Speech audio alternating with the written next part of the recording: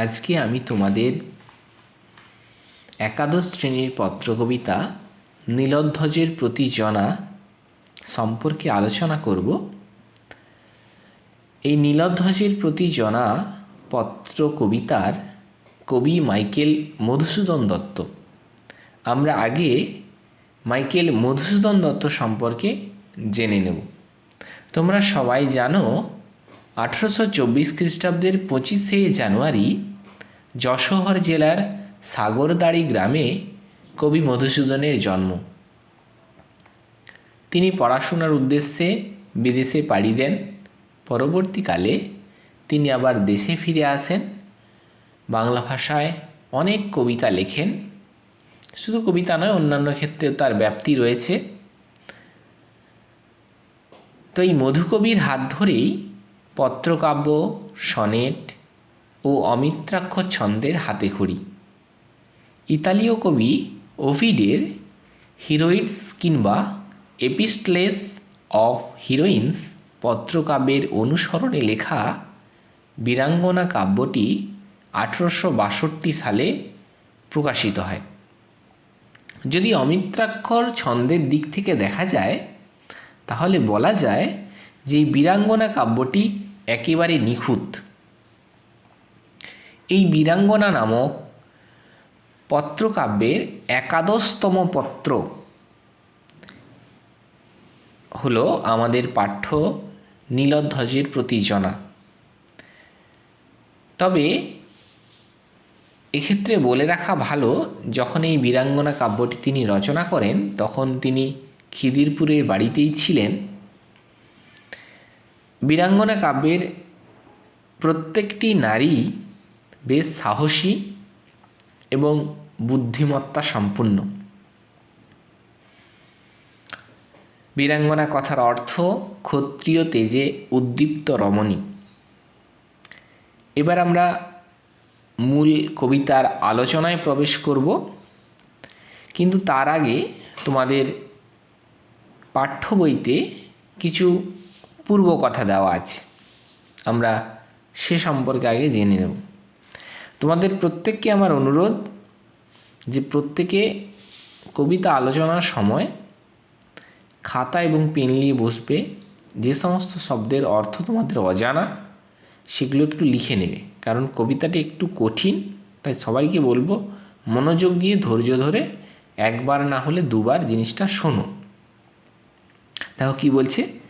মাহেশ্বরী পুরীর যুবরাজ প্রবীর অশ্বমেধ যজ্ঞাস্য ধরিলে পার্থ তাহাকে রণে নিহত করেন।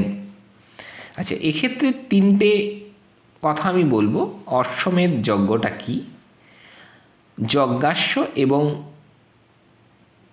রণে কথার অর্থ কী। অশ্বমেধ যজ্ঞটা কি না, প্রাচীনকালে রাজারা তাদের শ্রেষ্ঠত্ব প্রমাণের জন্য সুলক্ষণযুক্ত ঘোড়াকে কপালে তিলক কেটে এবং জয়পত্র বেঁধে ছেড়ে দেওয়া হতো। ঘোড়ার যাত্রাপথে যে আটকাতো তার সঙ্গে রাজার যুদ্ধ হতো, এবং ঘোড়া যে যাত্রাপথে যেত সেখানে কোনো রাজা যদি যুদ্ধ না করত তাহলে ধরেই নেওয়া হতো যে তিনি বিনা যুদ্ধে বশ্যতা স্বীকার করেছেন। নিয়ম অনুযায়ী 1 বছর পর ঘোড়া ফিরে আসতো এবং তাকে হত্যা করে যজ্ঞ করা হতো। এটাই অশ্বমেধ যজ্ঞ। তো এই যজ্ঞের ফলে রাজার মঙ্গল হতো এবং তার পাপক্ষয় হতো। তো সেই অশ্বমেধ যজ্ঞের কথাই বলা হয়েছে এখানে। যজ্ঞাস্য শব্দকে ভাঙলে হয় যজ্ঞ যুক্ত অশ্ব। হ্যাঁ, রণে কথার অর্থ হচ্ছে যুদ্ধে। তাহলে এখানে মাহেশ্বর পুরীর যুবরাজ প্রবীর পার্থের পাঠানো ঘোড়া বা অশ্বে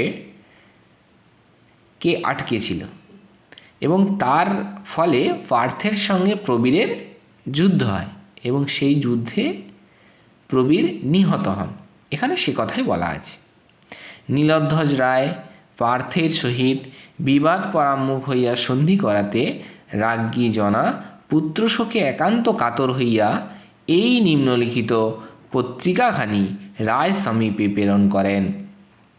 দেখো, বিবাদ পরামুখ কথার অর্থ হচ্ছে বিবাদ বা যুদ্ধ থেকে মুখ ফিরিয়ে নিয়েছেন যিনি। আর রাজ্ঞী কথার অর্থ হলো রানী, ঠিক আছে। আর রায় সমীপে কথার অর্থ হলো রাজার উদ্দেশ্যে বা রাজার কাছে। তাহলে দেখো, নীলধ্বজ রায় অর্থাৎ যিনি প্রবীরের পিতা এবং প্রবীরের মাতা হচ্ছে জনা, যিনি প্রবীরের মাতা জনা এবং জনার স্বামী হচ্ছে নীলধ্বজ রায়। তো নীলধ্বজ রায়ের উচিত কি? তার পুত্রের হত্যাকারীর বিরুদ্ধে যুদ্ধ ঘোষণা করা, কিন্তু তিনি তা করেননি। তিনি কি করেছেন না, যুদ্ধ থেকে মুখ ফিরিয়ে নিয়ে অর্জুনের সঙ্গে সন্ধি করেছেন।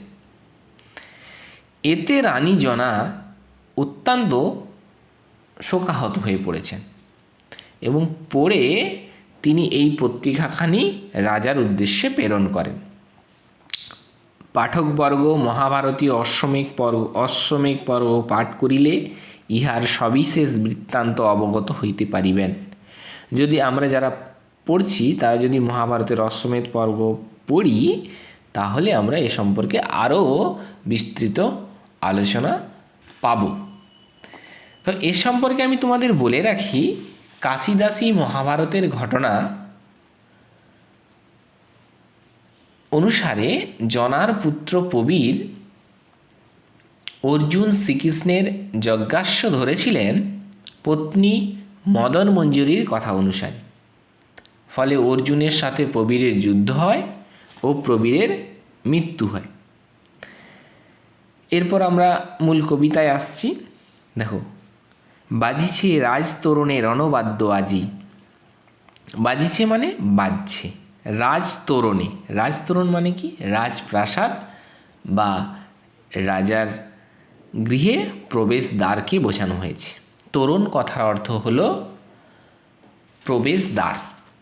রণবাদ্য মানে যুদ্ধের বাজনা। আজি মানে আজকে, তার মানে আজকে রাজার প্রবেশদ্বারে যুদ্ধের বাজনা বাজছে। হেসে অশ্ব গর্জে গজ, উড়িছে আকাশে রাজকেতু। অশ্ব বা ঘোড়ার ডাককে বলে হেসা। গর্জে গজ, গজ মানে কি? হাতি। তাহলে হাতি গর্জন করছে। আর কি করছে? ঘোড়া ডাকছে। উড়িছে আকাশে রাজকেতু। রাজকেতু মানে কেতু, কেতু মানে হচ্ছে পতাকা। তার মানে আকাশে রাজার পতাকা উড়ছে, হাতি গর্জন করছে এবং ঘোড়া উচ্চস্বরে ডাকছে। মুহুর্মুহু হুঙ্কারিছে মাতি, রণমদে রাজসৈন্য। মুহুর্মুহু মানে বারবার, হুঙ্কারিছে মানে কি করছে না, হুঙ্কার করছে। হুঙ্কার করছে। মাতি মানে কি না, মত্ত হয়ে। মাতি মানে মত্ত হয়ে। রণমদে মানে কি? যুদ্ধে মত্ত হয়ে। রায় সৈন্য মানে তো তোমরা জানো, রাজার সৈন্যরা। তার মানে রাজার সৈন্যরা বারবার হুঙ্কার দিচ্ছে, কিসে না, যুদ্ধে মত্ত হয়ে। কিন্তু কোন হেতু? হেতু মানে কারণে। কিন্তু এই এত যে সৈন্যের প্রস্তুতি, এত গর্জন, এত উচ্চস্বরে আওয়াজ, এগুলো কিসের, কি কারণে? প্রশ্ন করেছেন। সাজিছ কি নররাজ যুঝিতে সদলে। সাজিছ মানে সাহ্য। নররাজ মানে হচ্ছে, নররাজ কথার অর্থ হলো মানুষের রাজা। এখানে নীলধ্বজ রায়কে বোঝানো হয়েছে। যুঝিতে সদলে, যুঝিতে মানে যুদ্ধ করতে, সদলে মানে দলবল নিয়ে।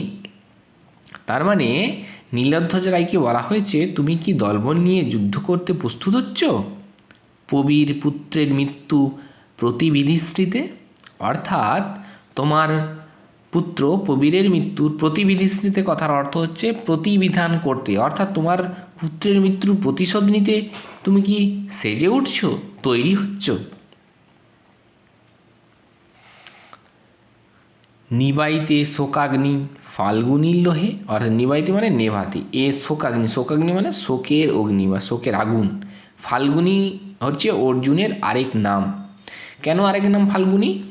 কারণ ফাল্গুনী নক্ষত্রে অর্জুনের জন্ম বলে অর্জুনের আরেক নাম ফাল্গুনী। আর লোহে মানে রক্তে। অর্থাৎ এখানে জনা বোঝাতে চেয়েছে যে আমার মনের মধ্যে যে শোকের আগুনটা জ্বলছে, সেটা অর্জুনের রক্তের দ্বারাই নেভানো সম্ভব। সুতরাং তুমি কি সেই অর্জুনের রক্তের দ্বারা আমার শোকের যে আগুনটা নেভাবার জন্যই কি তুমি যুদ্ধের প্রস্তুতি নিচ্ছ? এই তো সাজে তোমারে ক্ষত্রমণি, তুমি মহাবাহু সাজে মানে শোভা পায়। বলছি এটাই তো তোমার কাছে শোভা পায়। কেন না তুমি ক্ষত্রমণি, ক্ষত্রমণি মানে কি না ক্ষত্রিয় বংশের বীর শ্রেষ্ঠ তুমি, মহাবাহু অর্থাৎ মহান শক্তিশালী বা প্রবল শক্তিশালী, অর্থাৎ তুমি ক্ষত্রিয় বংশের রাজা এবং ক্ষত্রিয় বংশের বীরশ্রেষ্ঠ এবং তোমার প্রবল শক্তি রয়েছে, তোমার কাছে এটাই শোভা পায়। আমরা জানি ক্ষত্রিয়রা যুদ্ধে পটু হয়।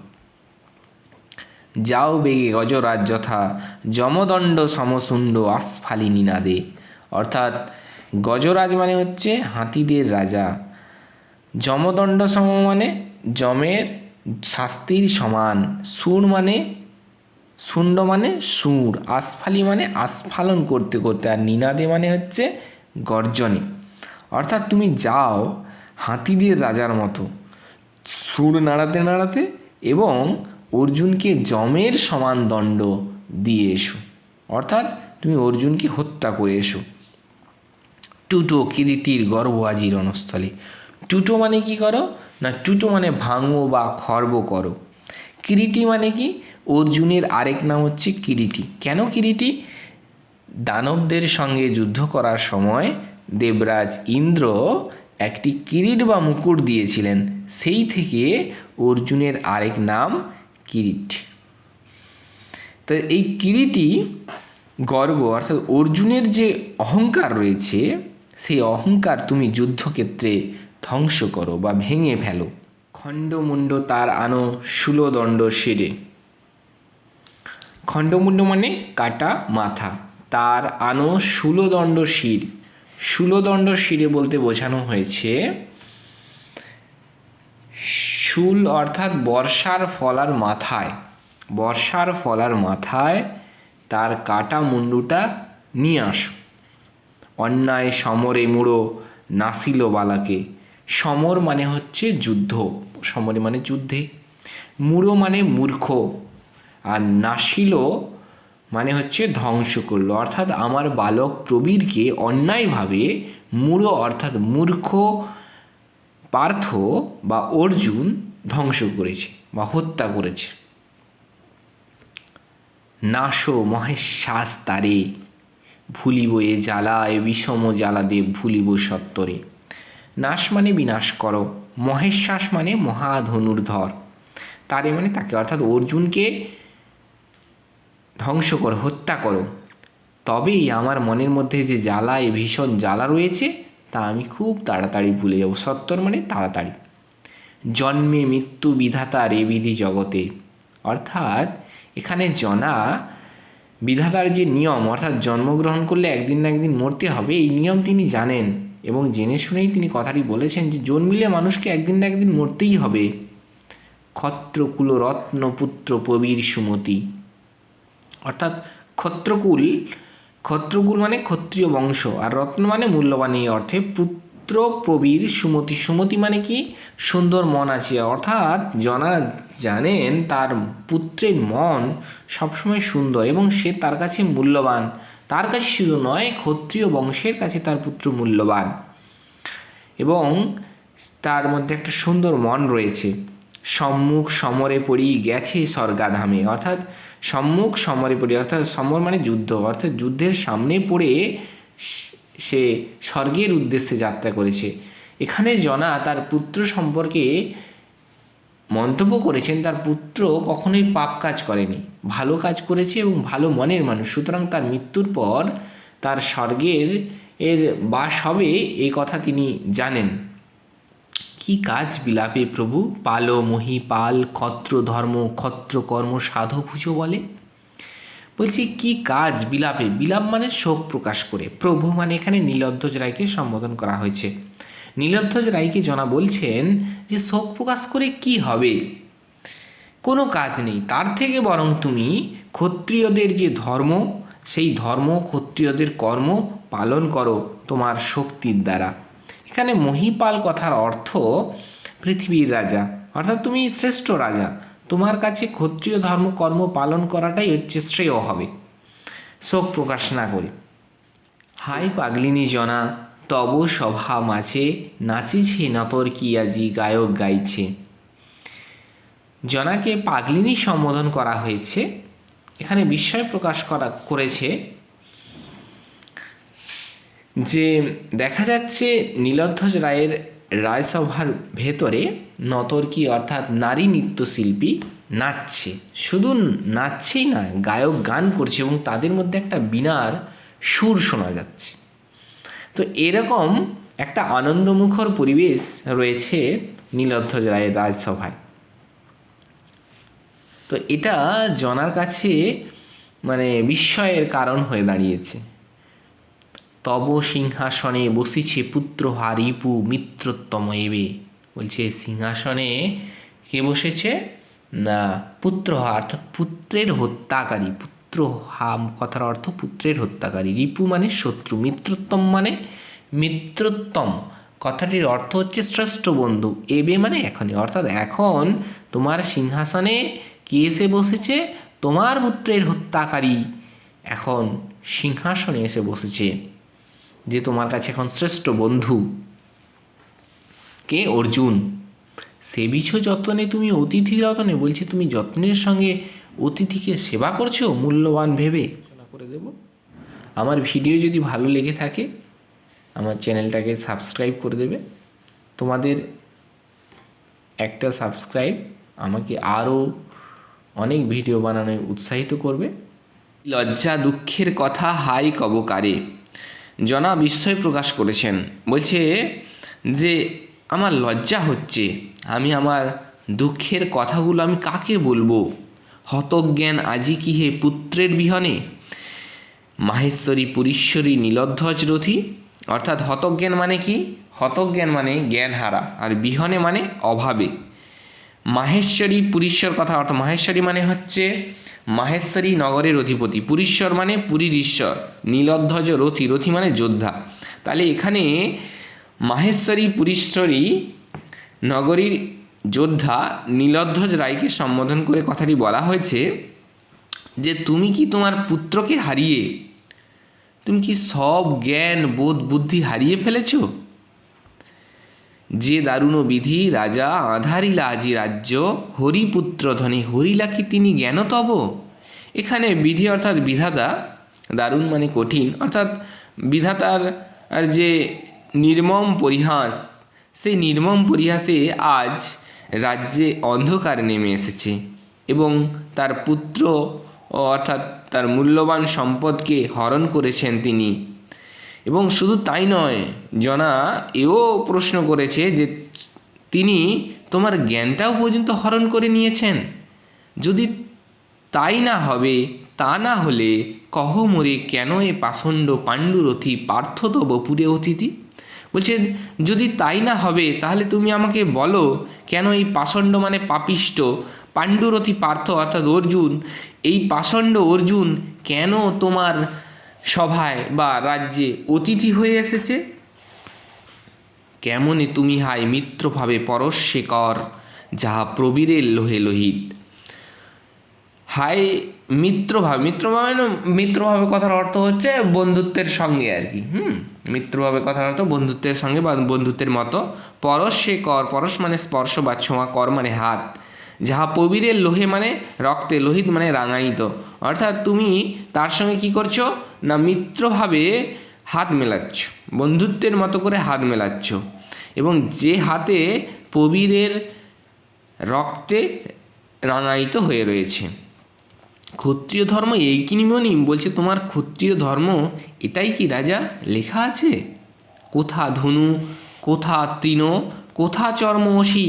তৃণ কথার অর্থ হলো বান বা স্বর রাখার স্থান, আর চর্ম কথার অর্থ হলো চামড়া, অসি কথার অর্থ হলো তরবারি। অর্থাৎ তোমার সেই ধনু, তৃণ, চর্ম, অসি সেগুলো সব কোথায়? না ভেদি রিপুর বক্ষ তীক্ষ্ণতম স্বরের রণক্ষেত্রে। ভেদি মানে ভেদ করে, রিপুর মানে শত্রু, বক্ষ মানে বুক, তীক্ষ্ণ মানে সুচালু আর কি, খুব গতিতে আর কি। বলছে তার উচিত ছিল যে তোমার অস্ত্রের আঘাতে তার বুক ক্ষতবিক্ষত করে দেওয়া যুদ্ধক্ষেত্রে, কিন্তু তুমি তা করনি। মিষ্টালাপে তুষিছ কি তুমি কর্ণ তার সভাস্থলে। মিষ্টালাপ মানে মিষ্টি মিষ্টি কথা বলে, তুষিছ মানে তোষণ করা আর কি। বলছে তুমি তার সঙ্গে তাকে হত্যা না করে, তাকে অস্ত্রের দ্বারা নিশ্চিহ্ন না করে তুমি কি করছো, তার সঙ্গে মিষ্টতা স্থাপন করছো, তোষণ করছো, যেখানে কর্ণ তার সভাস্থলে বসে আছে। কি কহিবে কহ যবে দেশ দেশান্তরের জনরব লবে। বলছে তুমি কি বলবে যখন দেশ দেশান্তরের মানুষজন জানতে চাইবে, তখন তুমি তার কি প্রশ্নের উত্তর দেবে। এ কাহিনী এ কহিবে ক্ষত্রপতি যত। বলছে এই সমস্ত কাহিনী তখন তুমি কিভাবে বলবে বলো, দেশ দেশান্তরের মানুষ যখন জানতে চাইবে। আজকে আপাতত এই পর্যন্তই। আগামী অনুচ্ছেদ আগামী ভিডিওতে আমি আলোচনা করে দেব।